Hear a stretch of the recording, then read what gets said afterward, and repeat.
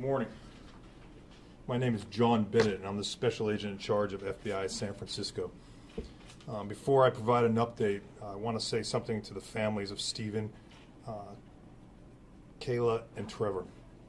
I know nothing we can say or do will ever bring back your loved ones, but I want you to know that everything that law enforcement is doing, from our methodical examination of our evidence to our outreach to all the victims and their families, to our ongoing investigation, everything is being done with you in our minds. And we are very sorry for your loss. The FBI Evidence Response Team has concluded our collection at Christmas Hill Park. We have now turned the park back over to the city. I appreciate the public's patience while we process the scene carefully, slowly, and methodically. The crime scene was expansive. We brought in significant FBI resources from around the country to do this as thoroughly and as quickly as we can. Our victim specialists continue to work with our local partners to support all of you who have been directly affected by this crime through the Family Assistance Center, and I want to thank them all for their tireless efforts. Our collection and review of the digital media in this case is ongoing. We are continuing to access data on several devices. We have not made a final investigative conclusion into the motive of the shooter. However, we have uncovered evidence throughout the course of our investigation that the shooter was exploring violent ideologies. We have seen a fractured ideology. The shooter appeared to have an interest in varying, competing violent ideologies. As we continue to exploit his digital media, we are striving to find several things. What, if any, ideology he had actually settled on? Who, if anyone, he may have been in contact with regarding these ideologies? Who, if anyone, helped him or had advanced knowledge of his intentions? And why he committed this specific act of violence? Much of our work remains ongoing. One piece of evidence does not necessarily constitute a motive, hence the need for a thorough, methodical investigation. The FBI and the Gilroy Police Department investigators have uncovered a list of organizations on the subject's digital media that may have been potential targets of violence. These organizations from across the country include religious institutions, federal buildings, courthouses, political organizations from both major political parties, and the Gilroy Garlic Festival. Even though the threat appears to have been mitigated by the subject's death, the FBI has a responsibility to notify individuals and organizations of potential threats or acts of violence. We are in the process of notifying those groups.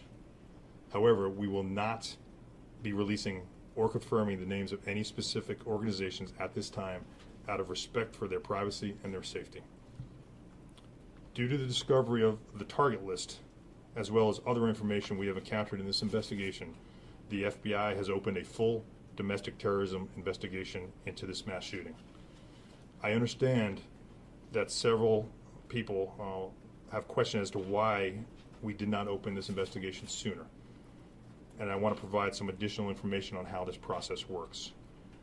An act of violence alone, even a large scale and horrifying as it may seem, does not necessarily give us the legal authority to open a federal terrorism investigation. A federal domestic terrorism case requires several things. It requires the existence of a potential federal violation. It requires the unlawful use of force or violence or the threat of force or violence. And, most importantly, the existence of ideological motivation. Having a belief system and also committing an act of violence does not necessarily make that an act of terrorism, nor does it give a clear motive. We have to determine that individual's ideology caused them to commit the act of violence in furtherance of their political and social goals. We are still working to determine the motive for this crime. However, due to the information we have found thus far, the FBI has opened this full domestic terrorism investigation. It is critically important for us to ensure there is no ongoing threat to any community. This case is ongoing, So we cannot provide detailed information into our investigative activities at this time. It is absolutely important that we do this the right way. Finally, I want to thank the public for your patience as we continue to conduct this investigation carefully and methodically and appropriately under our legal authorities. Thank you to all the organizations that have stepped up to help this community as the grieving continues and the healing process now begins. Gilroy Strong is not just a t-shirt. It is who you are. This community has been incredible. We have been embedded here for several days now, and we've seen firsthand how all of you have come together to support one another and the police departments. And I want to thank you all. At this point, I'm willing to take some questions. Can you please go through the target list again? I'm sorry, sir? Can you please run through what organizations were targeted, and can you be a little bit more specific, if you can, in terms of how those were uncovered? Was there, a list that, a basic target list, or did you piece it all together? They're through the digital media examinations and analysis. We find what we believe are targets of interest of this individual. And as I said, they are religious, they are government, they are political parties, both sides of the house. So again, it's a fractured interest in targets. There was nothing that was all one side or the other. If I could follow up, was there did it get to the point where there was like a specific courthouse, a specific church, things of that nature? Yes, ma'am. Were there any specific individuals named in the target list, or what you discovered? No specific names. What's your white nationalist With the ideology? digital media investigation, have you recovered any link, or can you officially rule out any link between the incidents that occurred over the weekend? I'm not prepared to talk about those other ones, so I just don't have that information. The violent ideologies that you mentioned, is white nationalism part of that? We're still exploring those right now, so we're not ready to make that determination Can you yet. rule it out? Cannot rule it out. During the investigation last week, have you heard any evidence that he had any support from anyone, logistics or any encouragement? No. Have you been talking with his family, and have you been able to get in touch with his brother at all during this investigation? We have been in contact with the family. Are you ruling out the Instagram account? Have you been able to rule that out? We are still exploring that piece of the investigation. It's an ongoing investigation, so I can't speak to that right now, sir. Just to follow up, was there a manifesto left behind? Do we have any indication of that? There is no manifesto.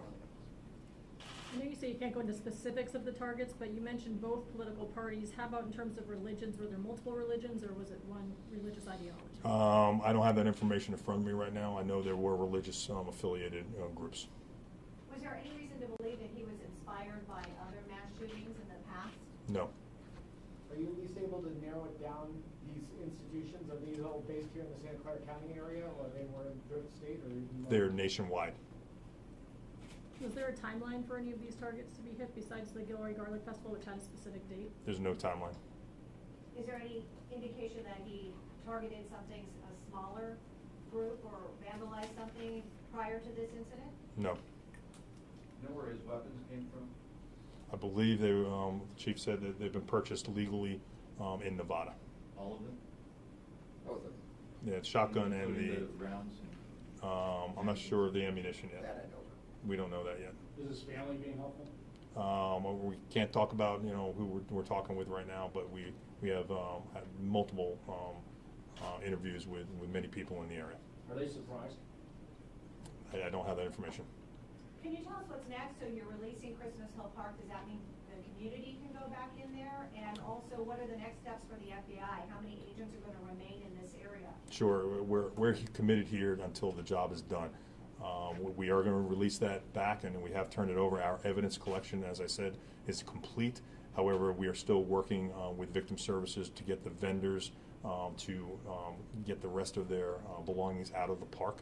We anticipate that to take another day, but there's no more evidence collection. Our evidence response teams have now pivoted and have been reassigned to other investigative priorities in the United States. And how much is the likelihood that you will come up with no motive? That is always a possibility.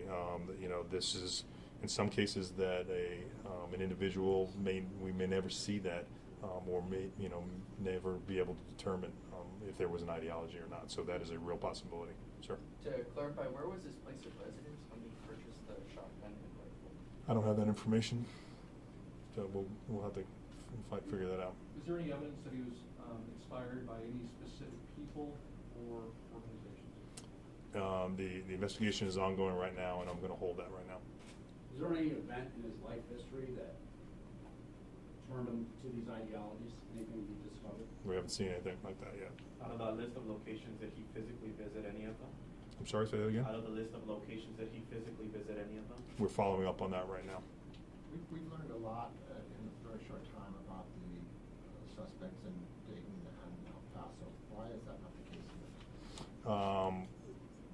Right now, I'm not prepared to talk about those on there. This is our, the FBI provided police assistance, technical assistance to the Gilroy Police Department. As I said before, you need several things in order for this to become a federal investigation, and that includes not just an ideology, but the threat of violence, and there has to be an underlying federal crime as well.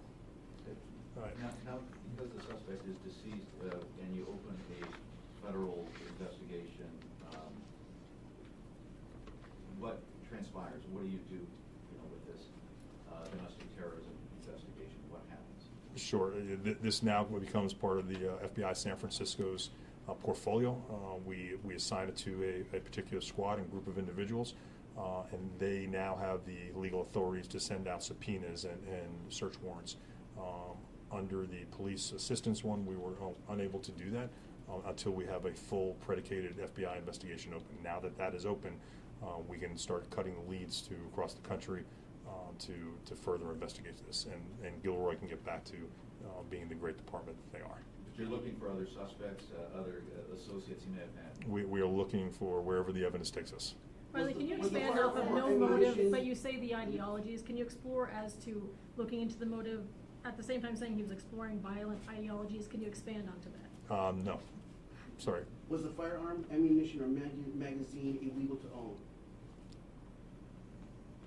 Under California, I'm federal, so under California law, I couldn't tell you that. I think I'm going to end there. Yeah.